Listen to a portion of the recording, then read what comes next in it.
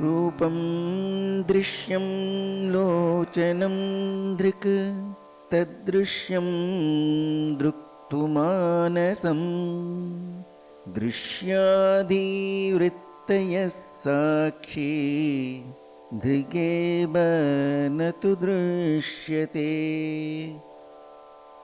రూపము దృశ్యము, దానిని చూసేది కన్ను, కన్నుని గమనిస్తున్నది మనసు.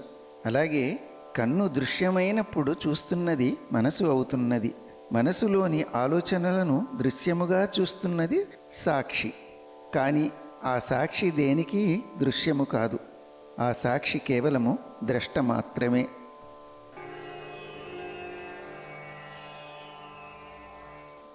నీలపీతస్థూలసూక్ష్మ హర్ష్వదీర్ఘాధిభేదతః నానావిధాని రూపాణి పశ్యేత్లోచనమేకధా.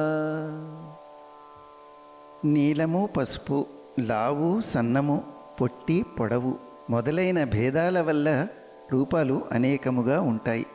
కానీ కన్ను ఒకటిగానే ఉంటూ ఆయా అనేక రూపాలన్నింటినీ చూస్తోంది.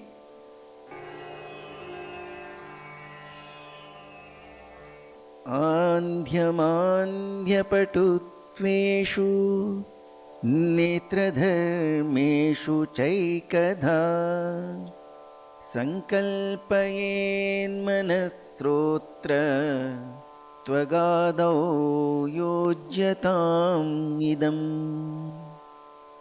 గుడ్డితనము, మందగించుట, చురుకుదనము వంటి కంటికి కలిగే మార్పులను మనస్సు ఒకటిగానే ఉండి గ్రహిస్తోంది. ఇదే విధముగా చెవి, చర్మము మొదలైన జ్ఞానేంద్రియాలన్నీ కూడా అనుభవాలని గ్రహిస్తూ ఉన్నాయి.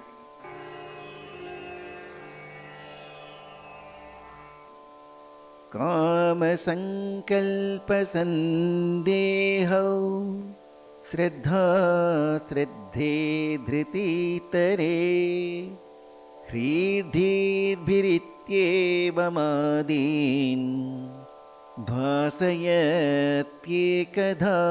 చితిః.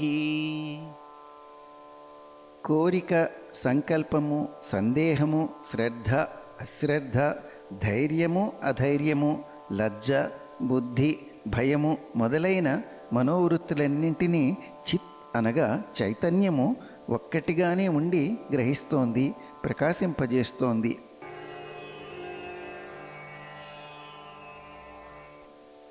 నోదేతి నాస్తమేత్యేష నా వృద్ధిం యాతి నా క్షయం స్వయం విభాత్యథాన్యాని భాసయేత్ సాధనం వినా.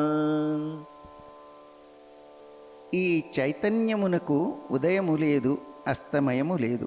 ఇది పెరగదు, తరగదు. ఏ ఇతర సాధనముల సహాయము లేకుండా తనంతట తానే ప్రకాశిస్తూ మిగిలిన వాటన్నింటినీ ప్రకాశింపజేస్తోంది.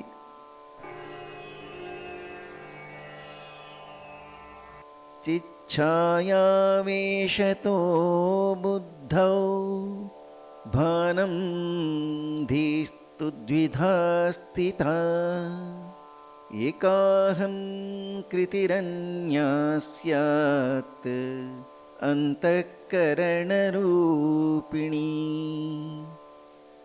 చైతన్యం యొక్క ప్రతిబింబము బుద్ధిపై ప్రసరించటం వలనే బుద్ధికి ప్రకాశము కలుగుతోంది. ఈ బుద్ధి రెండు విధములుగా ఉంటుంది. ఒకటి నేను అనే భావన, రెండవది ఆలోచించే మనస్సు.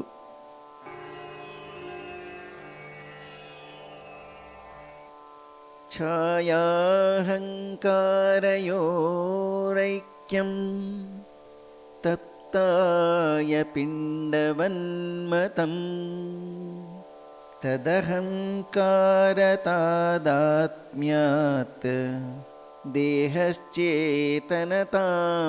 మగాత్.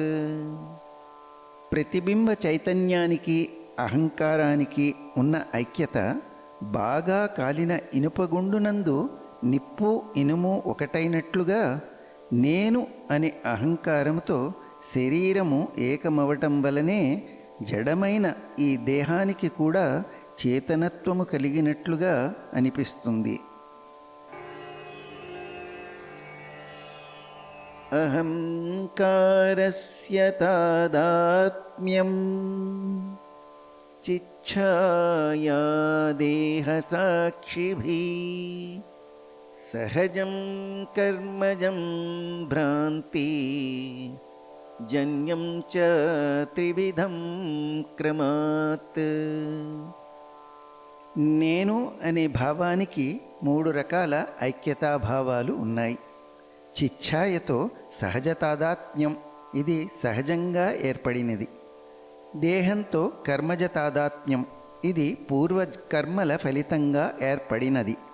సాక్షి ఆత్మతో భ్రాంతిజన్య తాదాత్మ్యం, ఇది అజ్ఞానం వల్ల కలిగిన భ్రమ మాత్రమే.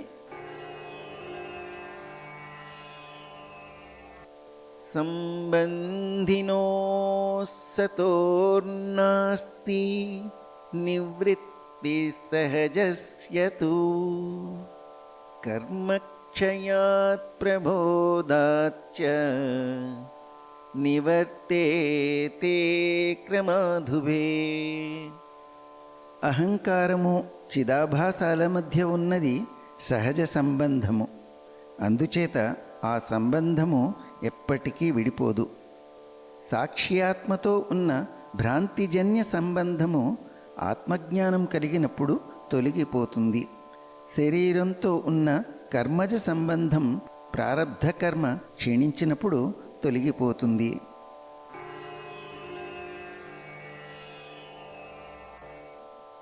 అహంకారలయే సుప్తౌ భవేదేహోప్యచేతనః అహంకార వికాసార్థం స్వప్న సర్వస్తు జాగరః.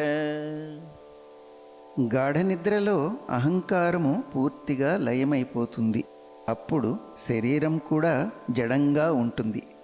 అహంకారము సగము వికసించినప్పుడు కలగా ఉంటుంది. అదే అహంకారము మళ్ళీ వ్యక్తమైన వెంటనే జాగ్రత్త స్థితిలోకి వచ్చి ప్రపంచమంతా తిరిగి అనుభవంలోకి వస్తుంది.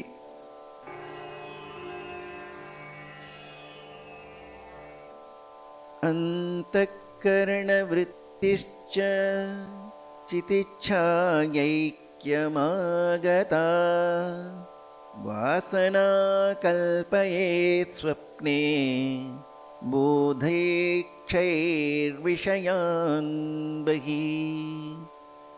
అంతఃకరణంలోని వృత్తులు చిత్ప్రతిబింబంతో ఐక్యమైనప్పుడు తనలోని వాసనలనే స్వప్నావస్థలో స్వప్న ప్రపంచంగా కల్పిస్తున్నవి. జాగ్రత్త స్థితిలో అవే వృత్తులు ఇంద్రియాల ద్వారా బాహ్య విషయాలను కల్పించుచున్నవి.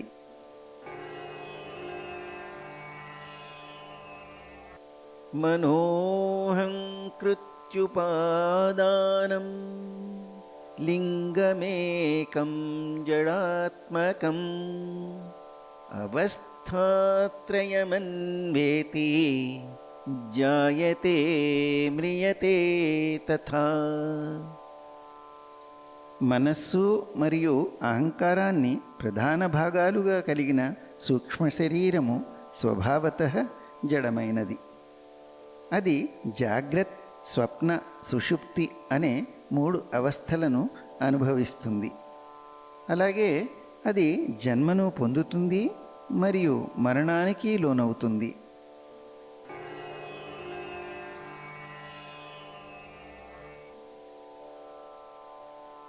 శక్తి శక్తిద్వయం హి మాయాయా విక్షేపావృతిరూపకం విక్షేపశక్తిర్లింగాది బ్రహ్మాండాంతం జగత్ సృజేత్.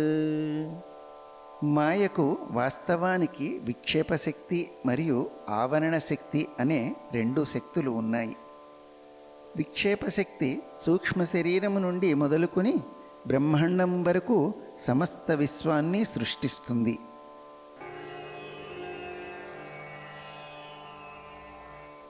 సృష్టిర్నామ బ్రహ్మరూపే సచ్చిదానందవస్తుని అబ్ధౌ ఫేనాదివత్ సర్వ నామరూప ప్రసారణ.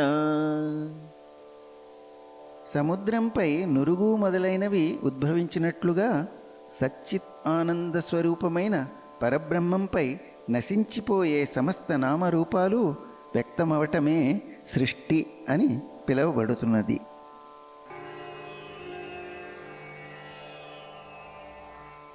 అంతర్దృగ్దృశ్యయోర్భేదం బహిశ్చ బ్రహ్మసర్గయోః ఆవృణోత్యపరాశక్తిః సా సంసారస్య కారణం.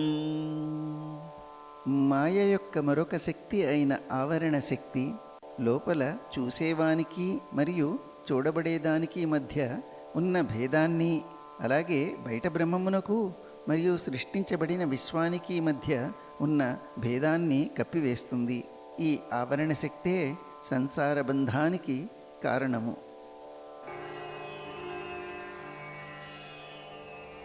సాక్షిణః పురతో భానం లింగం దేహేన సంయుతం చితిచ్ఛాయా సమావేశాత్ జీవస్యాద్వ్యవహారికః.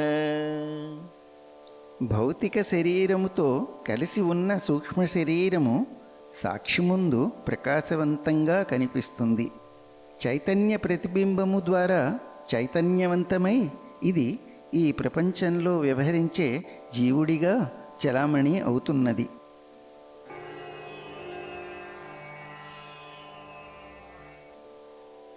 అస్య జీవత్వమారోపాత్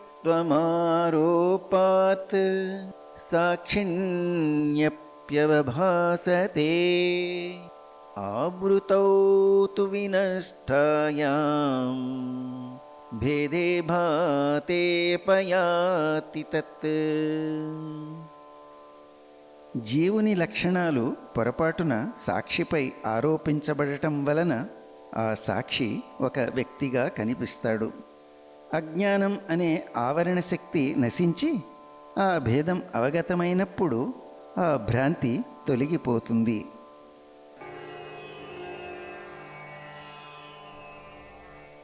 తథా సర్గబ్రహ్మణోశ్చ భేదమావృత్య తిష్ఠతి యా శక్తిస్తద్వశాద్ బ్రహ్మ వికృతత్వేన భాసతే. అదే విధముగా ఆవరణ శక్తి బ్రహ్మమునకు మరియు సృష్టించబడిన విశ్వమునకు మధ్య ఉన్న భేదాన్ని కప్పివేస్తుంది. దాని ప్రభావం వలన బ్రహ్మము ఏదో మార్పుకు లోనై విశ్వముగా మారినట్లుగా కనిపిస్తుంది.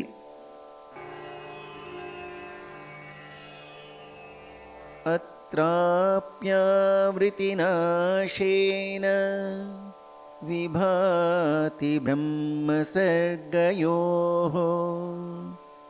భేదస్తయోర్వికారస్యాత్ సర్గేన బ్రహ్మణి క్వచిత్. ఇక్కడ కూడా ఆవరణ శక్తి నశించినప్పుడు బ్రహ్మానికి మరియు సృష్టించబడిన విశ్వానికి మధ్య ఉన్న భేదము స్పష్టమవుతుంది. ఏ మార్పు లేదా సవరణ అయినా కేవలం సృష్టించబడిన విశ్వానికే చెందుతుంది, కానీ పరబ్రహ్మతత్వములో ఎప్పటికీ మార్పు ఉండదు.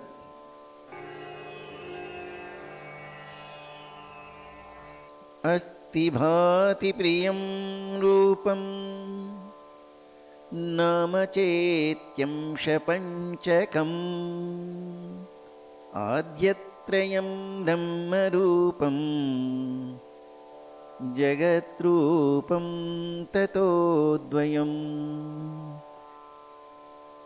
ప్రతి వస్తువులోనూ 5 అంశాలు ఉంటాయి.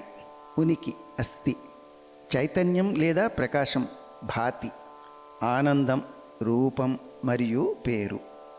వీటిలో మొదటి 3 ఉనికి, చైతన్యము, ఆనందము బ్రహ్మతత్వాన్ని సూచిస్తే, చివరి 2 రూపము, నామము జగత్తు తత్వాన్ని సూచిస్తాయి. ఖమాయ్యవగ్నిజలోర్వీషు దేవతీర్యం నరాదిషు అభిన్నాః సచ్చిదానందః భిద్యేతే రూపనామని.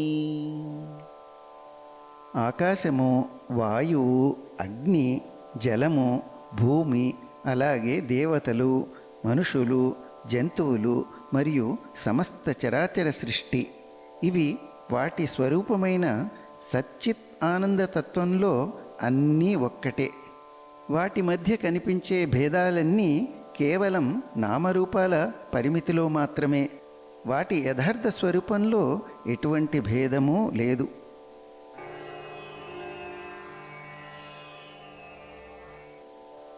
ఉపేక్షనామరూపే ద్వే సచ్చిదానందతత్పరః సమాధిం సర్వదా కుర్యాద్ హృదయే వాథవా బహిః. నామరూపాలను విస్మరించి సచ్చిత్ ఆనంద స్వరూపంలో పూర్తిగా నిమగ్నమై హృదయంలోనూ బాహ్య ప్రవర్తనలోనూ నిరంతరము సమాధిని అభ్యసించాలి.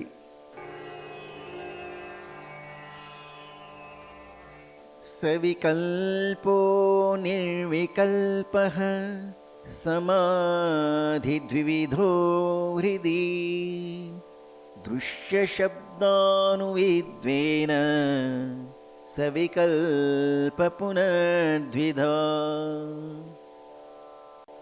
సమాధి 2 రకాలు అని చెప్పబడింది, సవికల్ప మరియు నిర్వికల్ప. సవికల్ప సమాధి మళ్ళీ 2 రకాలుగా ఉంటుంది. దృశ్యంతో అంటే బాహ్య వస్తువులతో కూడుకున్నదా, లేక శాస్త్రవచనంలో అంటే శబ్దంతో కూడుకున్నదా అనే దానిపై ఈ విభజన ఆధారపడి ఉంటుంది.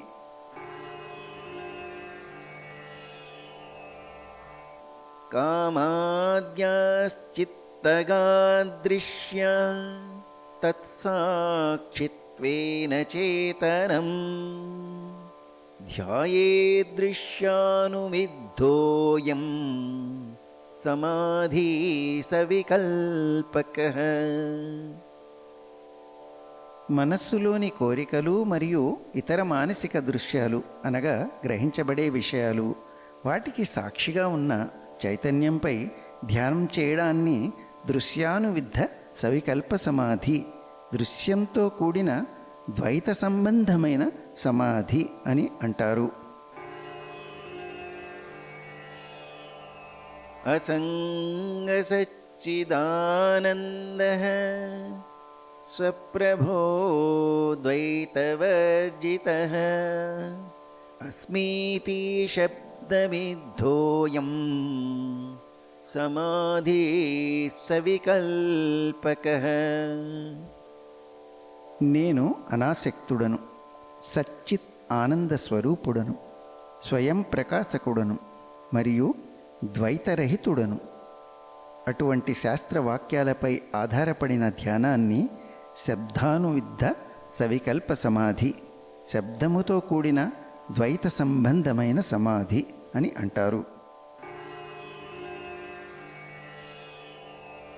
స్వానుభూతిరసావేశాద్ దృశ్యశబ్దా ఉపేక్ష్యతు నిర్వికల్పసమాధి స్యాత్ నివాతస్థితదీపవత్. ఆత్మస్వరూప ఆనందంలో పూర్తిగా మునిగిపోయి బాహ్య విషయాలను శాస్త్రవాక్యాల ఆధారాన్ని అధిగమించినప్పుడు మనస్సు గాలి లేని చోట వెలిగే దీపములాగా నిశ్చలంగా ఉంటుంది. ఈ స్థితియే నిర్వికల్ప సమాధి.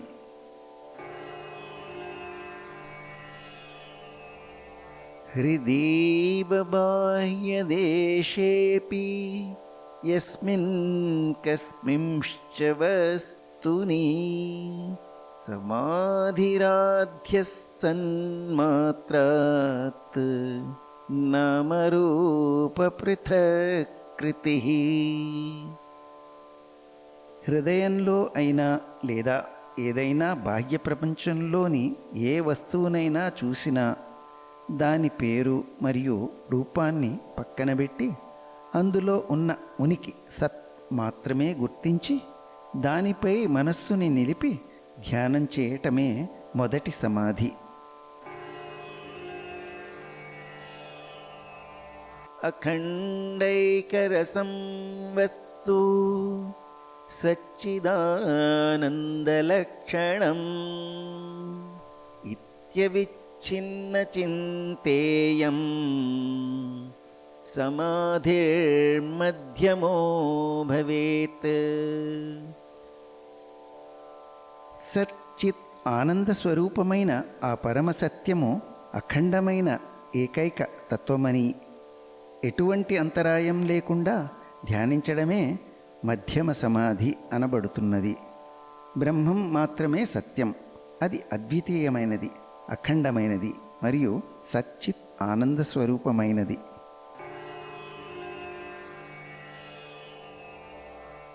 స్తబ్ధీభావో రసాస్వాదాత్ తృతీయపూర్వవన్మతః ఏతైః సమాధిభిషడ్భిః నయేత్ కాలం నిరంతరం. ఇంతకుముందు వివరించినట్లుగా మూడవ రకమైన సమాధియందు ఆనందానుభవము పొందటము వలన మనసులో సంపూర్ణ మానసిక నిశ్చలత కలుగును. ఈ 6 రకాల సమాధులను నిరంతరము సాధన చేస్తూ సమయాన్ని గడపవలెను. దేహాభిమానే గలితే విజ్ఞాతే పరమాత్మని యత్ర యత్ర మనో యాతి తత్ర తత్ర సమాధయః. దేహమునందుగల అనుభవ సంబంధము పూర్తిగా తొలగిపోయినప్పుడు, పరమాత్మతత్వము అనుభవము కలిగినప్పుడు మనస్సు ఎక్కడికి వెళ్ళినా అక్కడ సమాధిలోనే ఉంటుంది.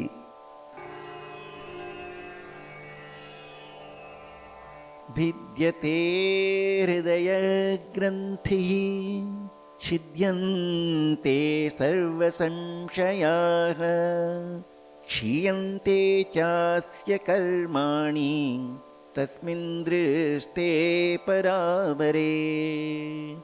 క్షీయంతే చాస్య కర్మాణి తస్మిన్ దృష్టే పరావరే. ఆత్మసాక్షాత్కార ఫలము. హృదయగ్రంథి ఛేదించబడినది, సందేహాలు నశించాయి, కర్మలు క్షీణించాయి. పరమసత్యాన్ని సాక్షాత్కరించుకున్నప్పుడు హృదయంలోని అజ్ఞాన గ్రంథి తెగిపోతుంది, సమస్త సందేహాలు తొలగిపోతాయి మరియు సంచిత కర్మలన్నీ నశిస్తాయి. ఓం తత్సత్.